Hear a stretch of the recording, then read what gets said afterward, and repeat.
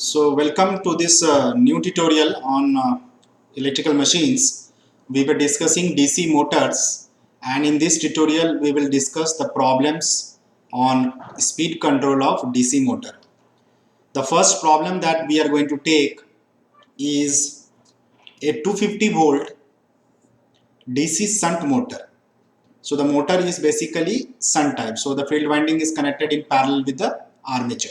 Has a shunt field resistance of 250 ohms and armature resistance of 0.25 ohms. For a given load torque and no additional resistance included in the shunt field circuit, the motor runs at 1500 rpm, drawing an armature current of 20 ampere. If a resistance of 250 ohm is inserted in series with the field, the load torque remains the same. Find out the new speed and the armature current. So in this problem you can see that there are two different conditions. So let us see the solution. Now since you are basically adding a resistance in the field circuit, so basically you are changing the speed with the change in the flux, because this is your field coil and you are adding a resistance. So basically you are controlling the current which is flowing through the field, and this is a shunt motor. So basically the field current is the shunt current. You know the relationship, speed is directly proportional to back EMF. Speed is directly proportional to back EMF by flux. So we can have a condition N2 by N1 is equal to EV2 by EV1 into phi1 by phi2, where the subscript 1 and 2 represent the two different cases which we are going to take here. Now in this relationship, since it is a shunt machine, the flux is proportional to the shunt current. So we will be taking phi1 is equal to ISH1 and phi2 is equal to ISH2. That is the shunt field current of the case 1 and 2. Now from the KVL equation for the case 1, we can write EB1, that is the back EMF, equal to the terminal voltage minus the drop across the resistance, armature resistance. So IA1 into RA. And in the second case, your current IA1 will be changing to IA2, keeping the terminal voltage constant, and you will be producing a new back EMF EB1 and EB2.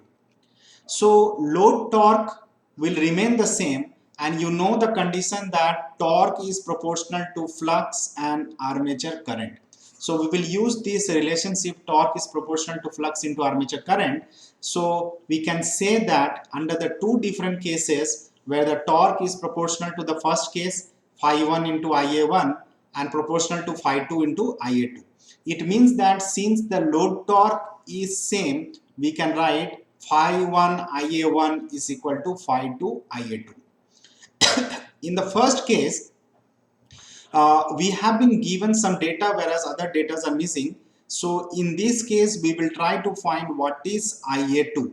So IA2 is basically from this equation, if you want to find, it is equal to IA1 into phi1 by phi2. Right, and another, this phi1 by phi2 is depending on the shunt current ISH1 and ISH2 depending upon the cases 1 and 2. So we can easily find the shunt field current ISH1 and ISH2 for a given machine. So this is your machine and you have the field winding which is connected in parallel with the supply voltage. So the current which is flowing through the shunt winding is basically the total voltage divided by the total resistance of the shunt, right? So in the first case, case 1, you were having a resistance of 250 ohms which is there of the field circuit, whereas in the second case you have been added an extra 250 ohms in the first field resistance. So you can find the shunt current for the first case and the shunt current for the second case. Shunt current for the first case you are getting 1 ampere and shunt current for the second case you are getting 0.5 ampere. So from this relationship between the IA2 and IA1, you put it in the equation to find what is IA2. So IA2 is depending on IA1 and the shunt current. So shunt current was 1 ampere divided by half. So you'll get 40 ampere. So two cases we have got. In the first case, IA1 is equal to 20 ampere, and in the second case, IA2 is equal to 40 ampere when there is a insertion of the resistance in the field circuit. So we can determine from the KVL equation what is the back EMF for the case 2.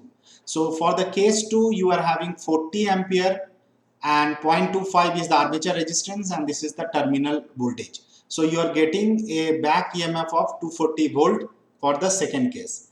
And in the first case, you were having 20 ampere as the armature current. So you are getting a 245 volt as the back EMF for the first case. Now you can put in the relationship, speed is proportional to back EMF by flux, whatever we have used it in that relationship. So in that relationship, we have found out N2 by N1 is equal to EB2 by EB1 into ISH1 by ISH2. So from these data, the unknown quantity is the speed N2. So you can find out the speed N2. Putting all the other data, you will get 2930 RPM as the speed of the machine when a resistance of 250 ohms, that is 250 ohms resistance, is inserted in series with the resistance of the field 250 ohm. So the second case, the machine is running at 2930 RPM. So in the first case, the machine was running at 1500 RPM taking a current of 20 ampere, whereas in the second case the machine is running at a speed of 2930 RPM taking a current of 40 ampere. So you can see that this is the field control method. So in order to increase the speed, you can see that there is an increase in the armature current. So you can easily draw the graph between the speed and the flux. Flux is proportional to the shunt current what you have, and then you can draw the graph for the field control method.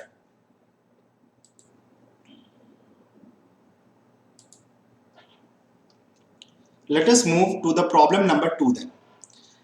Problem number 2, you have a 220 volt shunt motor whose armature resistance is 0.5 ohms and it is taking a current of 40 ampere on full load condition. So the condition is full load and it is taking a current of 40 ampere. By how much must the main flux be reduced to raise the speed by 50% if the developed torque is constant? So you have to keep the torque constant, whereas the speed has to increase. Raise means speed increase. So N2 is basically 1.5 times N1 because you are increasing the speed by 50%. So what is the relationship, the main flux and the new flux? How much must the main flux be reduced? So what is the relationship between phi2 and phi1? So phi2 is equal to k times phi1. So you have to find out what is this k so that you are able to get a speed N2 is equal to 1.5 times N1. Condition is that torque is constant. So let us see the solution. Again, we know that torque is proportional to flux into armature current. So this fundamental relationship we will be using it. So torque is proportional to phi1 Ia1 into phi2 Ia2. Right? Now here you can note that it is a shunt motor we are using. So we have taken this as armature current and the flux for the first case, flux for the second case and current for the second case. So since the torque is constant, you can write phi1 Ia1 is equal to phi2 Ia2. Now again from this equation you can frame and take out the value of Ia2. So Ia2 is equal to Ia1 phi1 by phi2.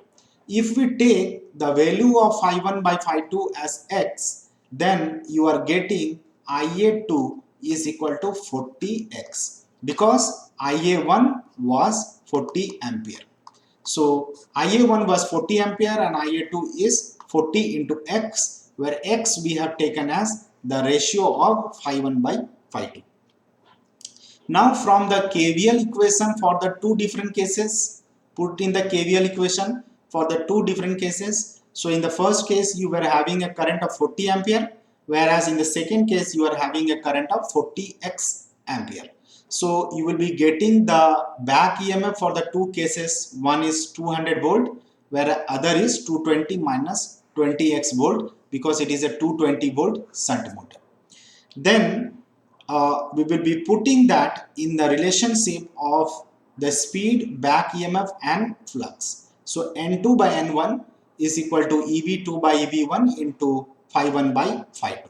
We know that we have taken X is equal to phi1 by phi2. So the value of phi1 by phi2 you can put it as X, and we have already obtained the value of EV2 by EV1, which is 200 volt by 220 minus 20x. So that but it is in reciprocal term, EV2 by EV1, so this will go in the numerator and this will go in the denominator.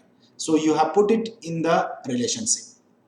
Now we know that condition given is N2 is equal to 1.5 times N1. So we can put N2 by N1 is equal to 3 by 2. So this on solving you will get a quadratic equation. X square minus 11x plus 15 is equal to 0, where x is the ratio of phi1 by phi2. If you find the solution for this quadratic equation, you are finding two different roots. One is 9.4 and other is 1.6. Now which root should we take to determine the relationship between the flux? So you see that if you take x to be 9.4, it means that the value of the current IA2 is equal to 40 into x. So 40 into 9.4, the current will be very high.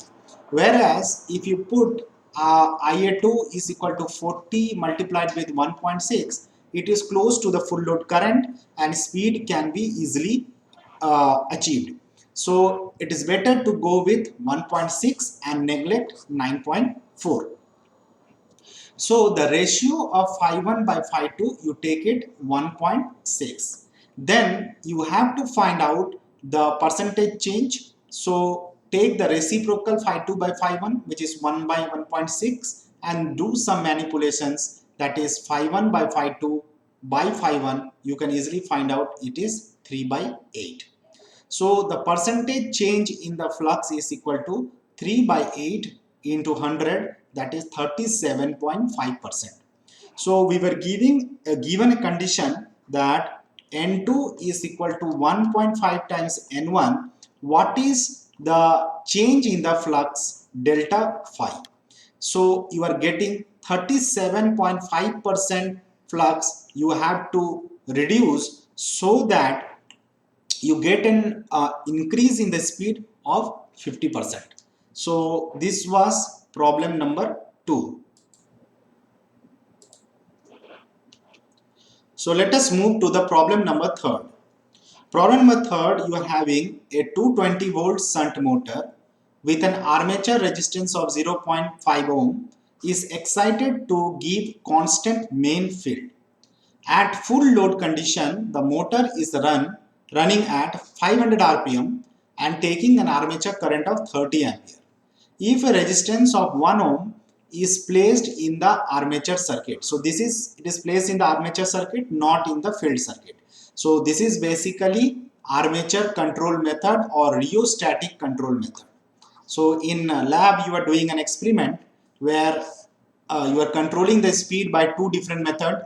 One is field control method and another is armature control method or rheostatic control method.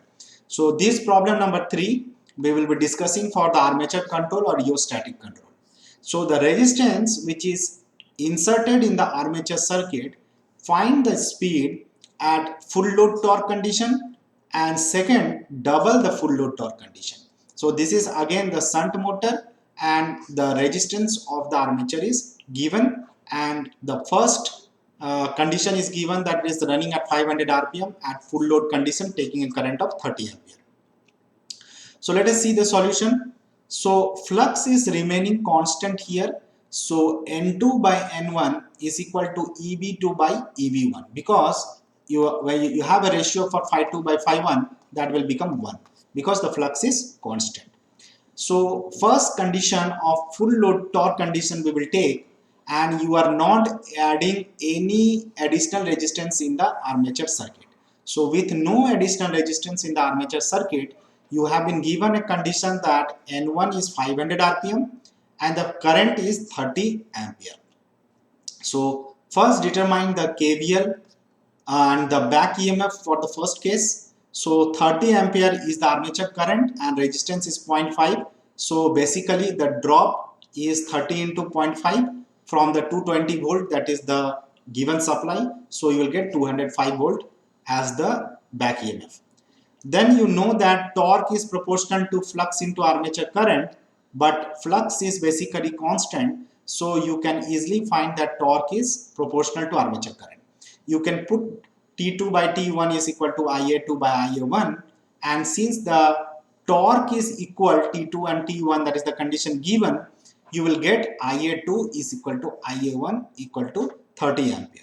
So under the condition when no additional resistance is added and the torque is equal T2 equal to T1, under the condition phi constant, you are having the current to be same, that is 30 ampere for this particular case. Now if you are adding a resistance of 1 ohm, so you are adding a resistance of 1 ohm, what does it mean? That earlier the resistance was 0.5 ohm, that armature resistance will be added up, it will be 1 plus 0.5, so the drop will increase and the new back EMF will be 175 volt. So earlier it was 205 volt, now you are adding 175 volt. So you put it in the relationship of N2 by N1 is equal to EB2 by EB1.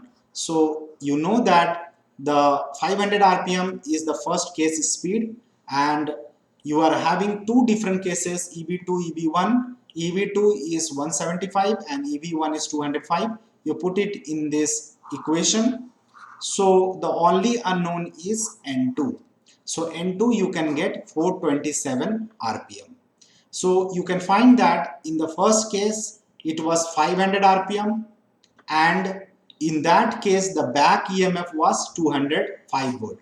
Whereas in the second case the speed is reduced to 427 RPM and the back EMF has also reduced to 175 volt. So same trend you are having, which is proportional. So speed is proportional to the back EMF. So speed is reducing and back EMF is also reduced. Now the second condition, that is the double of the full load torque. So what is the condition you have? The condition that you are having is this. So here your second case T2 is basically 2 times T1 because you are doubling the full load torque. So T2 is basically 2 times T1, and you are having the first case of armature current as 30 ampere. So what is the second case current? So you can easily find that under the second case IA2 will be 60 ampere from solving this equation. Then the back EMF EB2, you are having 60 ampere multiplied with the total resistance, that is 0.5 resistance is extra that we have added 1 ohm to the 1 ohm, and then we are getting 130 volt as the new back EMF. So again you put it in the equation, N2 by N1 is equal to EB2 by EB1. So in the second case you are getting 130 volt, whereas in the first case it was 205 volt, and N2 and N1 was 500. So you can find that N2 is 317 RPM. So speed has fallen to 317 RPM when you are doubling the full load torque and also adding the resistance in the armature circuit. So this was the problem that was discussed here. So problem fourth, you have a series motor, DC series motor, which is driving a load the torque of which varies as the square of the speed. So torque is proportional to the square of the speed. Assuming that the magnetic circuit to be remain unsaturated. Unsaturated means if you draw the flux, it will be constant. So this is saturated, this is unsaturated, this part. So when you draw the BH curve, this is unsaturated region. The motor resistance to be negligible. So you neglect the resistance of the armature. Estimate the percentage reduction in the motor terminal voltage, which will reduce the motor speed to half. So N2 is equal to N1 by 2. So the condition given is that the speed will fall to half. Then the percentage reduction in the terminal voltage. So what is the percentage reduction in the terminal voltage? That will produce the speed to be half of its value on the full voltage. What is then the percentage fall in the motor current? So you have to find the percentage change in the voltage and percentage change in the current. Stray losses of the motor may be ignored. So this is problem number 4th condition. Torque is proportional to square of the armature current. This is series motor and armature resistance is neglected in this problem. So let us see the solution. So we know that torque is proportional to flux into armature current. And since the machine is basically a series motor, so this is your series motor where the series field winding is connected in parallel in series with the armature. So the series current, that is the field current, is equal to the armature current. So here the flux is produced due to the current. So current is basically the armature current. So torque you will be getting as proportional to the square of the armature current. So in this case, the torque is proportional to the square of the armature current, and the condition given also was that torque is proportional to the square of the speed. So two conditions it was given. So from the condition 1 and condition 2, you can find out that n square is proportional to Ia square, right? Or we can say that speed is proportional to the armature current. So if you use this relationship, then the two different case we can obtain N2 by N1 is equal to Ia2 by Ia1. So we can obtain the condition N2 by N1 is equal to Ia2 by Ia1, where you can put the values of Ia2 and Ia1 because it was given it was half, because the speed is becoming half N2 by N1 because N2 is equal to half of N1. So you'll get Ia2 is equal to half. So Ia2 is equal to Ia1 by 2. So from the relationship that N2 by N1 is equal to half and it is equal to Ia2 by Ia1, we have got that in the second case your current will also be half of the first case. So this we have deduced from the relationship torque is proportional to flux into armature current and torque is proportional to square of the speed. Now let us consider that V1 and V2 be the voltage across the motor in the two cases. So two cases we have taken and the terminal voltage is V1 and V2 and motor resistance is negligible. So we have not taken the motor resistance. So obviously your back EMF will be equal to the supply voltage V1 and back EMF 2 will be equal to supply voltage V2 because your drop RA is equal to 0. There is no drop in the armature resistance. And we know that the flux is proportional to the armature current, so that we have also got flux is proportional to the armature current. And here we have seen Ia2 is equal to Ia1 by 2, so we can get phi1 by phi2 is equal to Ia1 by Ia2, and we can put the value of Ia2 in this equation, so we'll get phi1 by phi2 is equal to 2. So we have find out the relationship between the two fluxes in the first case and the second case when under the condition that torque is square of the speed for a series motor. Further, if we see that N2 by N1 is equal to EV2 by EV1, into phi1 by phi2, which is coming from the relationship speed is directly proportional to back EMF by flux. So from this equation we can get this, and we know that from the given data N2 by N1 is equal to half, because in the second case it will be half of the first case. Okay, so EB2 is equal to V2 and EB1 is equal to V1 because your armature resistance is 0. And phi1 by phi2 you have found out it is equal to 2. So you can easily put it in that values. So you will get V2 by V1 is equal to 1 by 4. So from this equation V2 by V1, we can further find out what is the percentage reduction in the voltage. So percentage reduction in the voltage is V1 minus V2 by V1. That is the first case minus second case by first case. And we have found out from this relation V2 by V1 is 4. Using this relation, we can easily find out what is the percentage reduction in the voltage. So we'll get 75% there is a reduction in the voltage. Further, the percentage change in the motor current. So IA1 minus IA2 by IA1, and we already know that IA2 is the half of IA1, so there is a 50% change in the motor current.